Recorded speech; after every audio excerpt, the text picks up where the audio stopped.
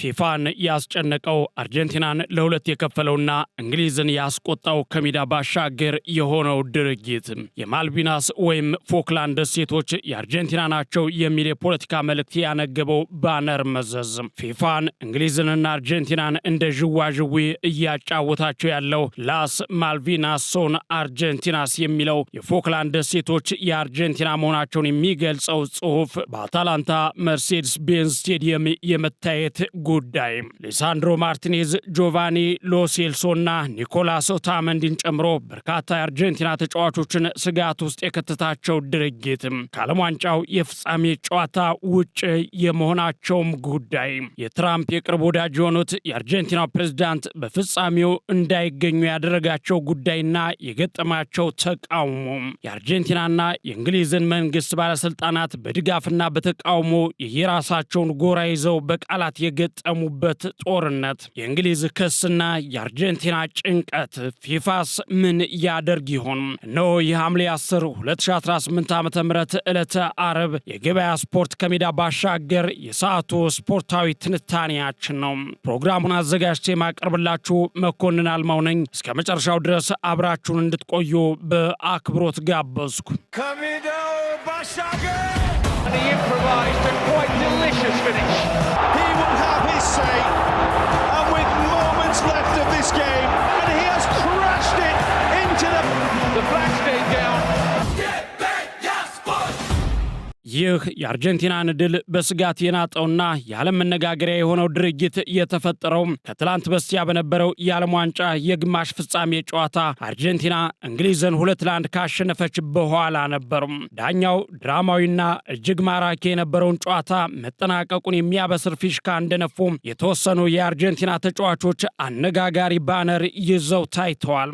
ይህ በነጭ ጨርቅ የተሰራ ባነር ላይም እንዲህ የሚል ጽሑፍ አለበት። ላስ ማልቪናስ ሰን አርጀንቲና የሚል ጽሑፍ የሰፈረበት ሲሆን ተረጓሚውም የፎክላንድ ደሴቶች የአርጀንቲና ናቸው የሚል ነው።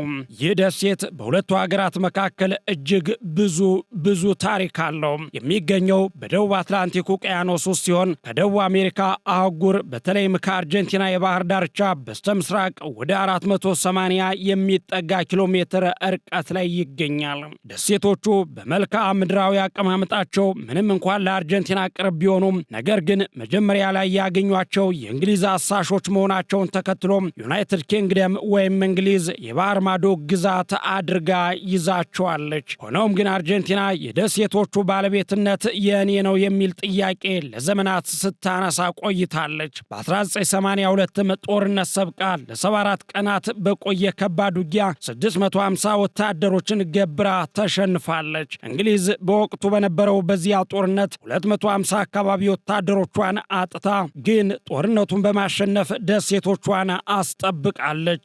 ስታንሊ የተባለች ዋና ከተማ ያለቻቸው እኒህ የደሴቶቹ ነዋሪዎቹም ከጦርነት ባሻገር በፈቃደኝነት የሰጣቸውን ምርጫ ተከትሎም በእንግሊዝ ስር መተዳደር እንደሚፈልጉ 99% አሳውቀው ቀጥለዋል። እንዲሁም የሚጠቀሙት የእንግሊዝኛ ቋንቋ ሲሆን አርጀንቲናዊ መባልን ፈጽሞ የማይፈልጉ እንደሆኑም ይነገርላቸዋል። ታዲያ አርጀንቲና ግን ከ1833 ጀምራ ከያዘቻቸው እንግሊዝ በቀጥታም ሆነ በተዘዋዋሪ የመንጠቅ ፍላጎቷ የጸና ሆኖ ቀጥሏል። ደቡብ አሜሪካዋ ሀገር አርጀንቲና በመልክዓ ምድራዊ አቀማመጥ ለኔ ነው የሚገባው ስትል፣ እንግሊዝ በበኩሏ የኔ አሳሾች ናቸው ቀድመው ያገኟቸው በሚል ለባለቤትነቷ ምላሽ ትሰጣለች። ሆኖም ግን ከጦር ሜዳ እስከ ጠረጴዛ የዘለለው ይህ አነጋጋሪ ጉዳይ ኳስ ሜዳ ድረስ መጥቶ ብዙ ታሪክም አስመዝግቧል። ከትላንት በስቲያ በአሜሪካ አታላንታ መርሴዲስ ስቴዲየም የተከሰተውም ይሄው ነው።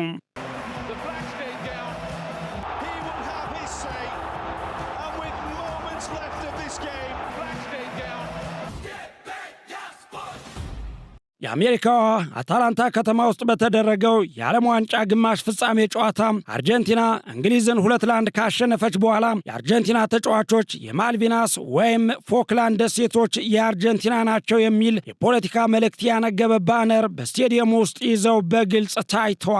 በባነሩ ላይ በትክክል የተጻፈው በስፓኝ ቋንቋ ላስ ማልቪናስ ሶን አርጀንቲናስ የሚል ሲሆን ወደ አማርኛ ሲተረጎምም የፎክላንድ ደሴቶች የአርጀንቲና ናቸው የሚል የሚል ጽሑፍ አለው። ሊሳንድሮ ማርቲኔዝ፣ ጆቫኒ ሎ ሴልሶና ኒኮላስ ኦታመንዲን ጨምሮ በርካታ የአርጀንቲና ተጫዋቾች ባነሩን በሜዳው ላይ ይዘው በደስታ ሲጨፍሩ ታይተዋል። ይህ ባነር በመጀመሪያ ወደ ሜዳ እንዳይገባ ተከልክሎ የነበረ ሲሆን ከዛ በኋላም በድብቅ ወደ ሜዳ ገብቶ መጀመሪያ ከደጋፊዎች ዘንድ የነበረ ሲሆን በኋላ ላይ ግን ተጫዋቾች ተቀብለውታል። ታዲያ በዚህ በአርጀንቲና ተጫዋቾች ድርጊት ምክንያት የተቀሰቀሰው ዲፕሎማሲያዊ ውጥረትና ሕጎች የአርጀንቲናን ሁኔታ አሳሳቢ አድርጎታል። እዚህ ላይ በቀዳሚነት የሚነሳውም የፊፋ ሕግና የምርመራው ጉዳይ ነው። የፊፋ የስታዲየም ስነ ምግባር ደንብ ማንኛውም የፖለቲካ የርዕዮተ ዓለም ወይም የሃይማኖት መልእክቶችን በስቴዲየም ውስጥ ማሳየት በጥብቅ ይከለክላል። በዚህ ምክንያት ፊፋ በአርጀንቲና ብሔራዊ ቡድን ላይ ይፋዊ ምርመራ መጀመሩን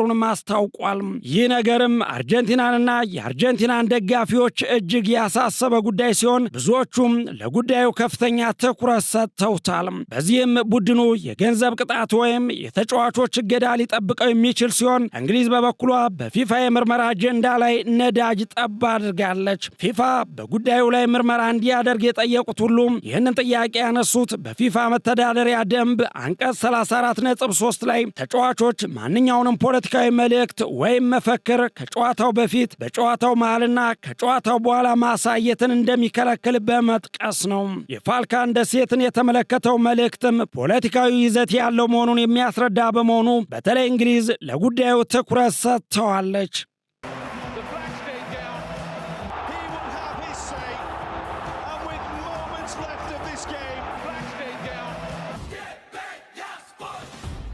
የእንግሊዙ ጠቅላይ ሚኒስተር ኬር ስታርመር በበኩላቸው የተነሳውን የፊፋ ምርመራ ጥያቄ እንደሚደግፉ የገለጹ ሲሆን ጠቅላይ ሚኒስትሩ የአርጀንቲና ተጫዋቾች ያንን ባነር ይዘው ሲመለከቱ ምን እንደተሰማቸው ተጠይቀው ሲመልሱም የዓለም ዋንጫው የእኛ ላይሆን ይችላል፣ የፎክላንድ ደሴቶች ግን ፍጹም የእኛ ናቸው በማለት ድርጊቱን ፈጽሞ ተገቢ እንዳልሆነ ገልጸዋል።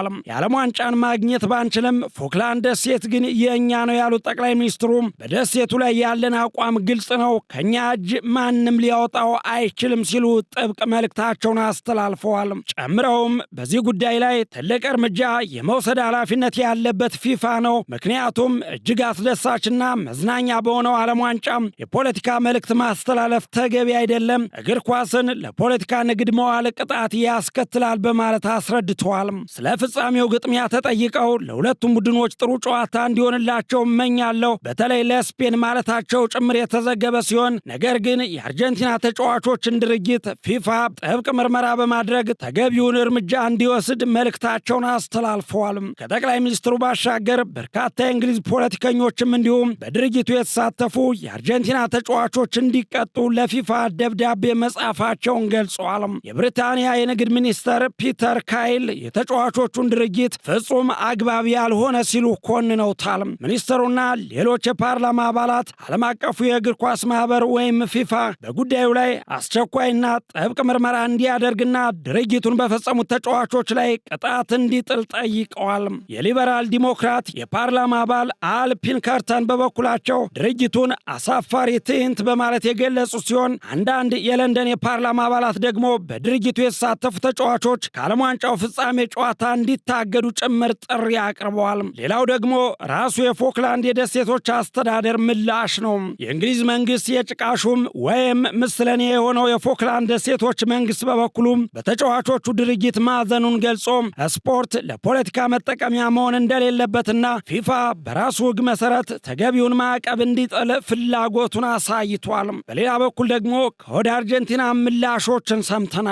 የአርጀንቲና ምክትል ፕሬዝዳንት ባስተላለፉት መልእክት ተጫዋቾቹ ባነሩን በማሳየታቸው ድጋፋቸውን የገለጹ ሲሆን ጉዳዩን ግን በዲፕሎማሲያዊ መንገድ ለመፍታት እንደሚሰሩ ተናግረዋል። ምክትል ፕሬዝዳንት የሆኑት ቪክቶሪያል ቪላሩኤል በበኩላቸው ባነሩን ስቴዲየም እንዳናስገባ ቢከለክሉንና ለመሸፈን ቢሞክሩም በደማችንና በልባችን ውስጥ መኖሩን ዘንግተውታል በማለት ተጫዋቾቹ ያደረጉትን ነገር አወድሰዋል። ባነሩን ከያዙት መካከል አንዱ የሆነው ሊሳንድሮ ማርቲኔዝ ድርጊቱ ለአርጀንቲና ሕዝብ ካላቸው ክብር የመነጨ መሆኑን ሲገልጽ፣ አማካዩ ሊያንድሮ ፓራዴዝ ደግሞ ይህ ታሪክ ሁላችንንም የሚያም በመሆኑ ጨዋታው ከእግር ኳስ በላይ ነበር ሲል ተከላክሏል። ታዲያ የሀገሪቱ ፕሬዝዳንት ግን ከፍተኛ ተቃውሞ ማሰማታቸውና ጠንካራ ትችት መሰንዘራቸው መነጋገሪያ ሆኗል።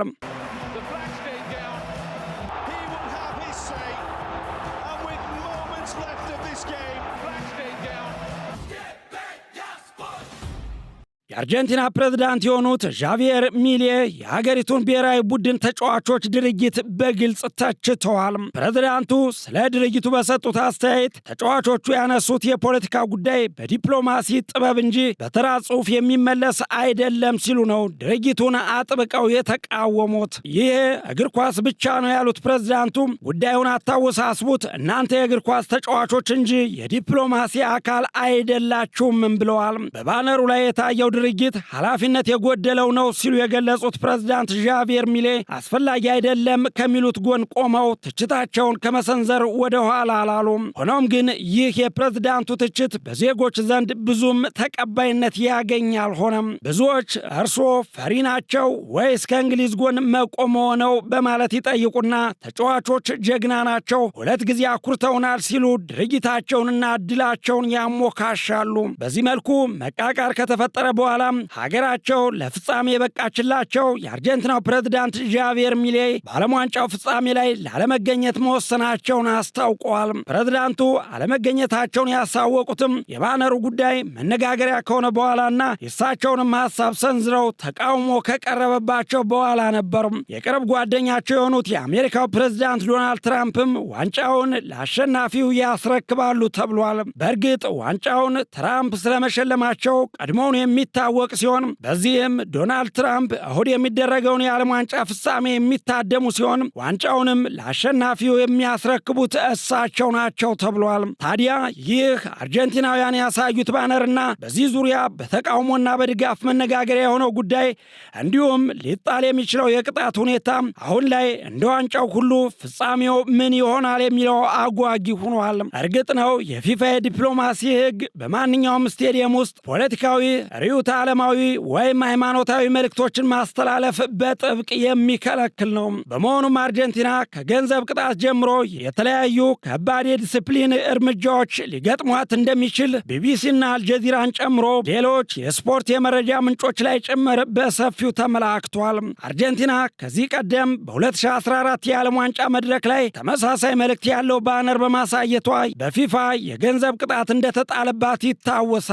ታዲያ ዛሬስ ጊዜ እስኪነግረን በቸር ያቆየን። Camino Bashaga!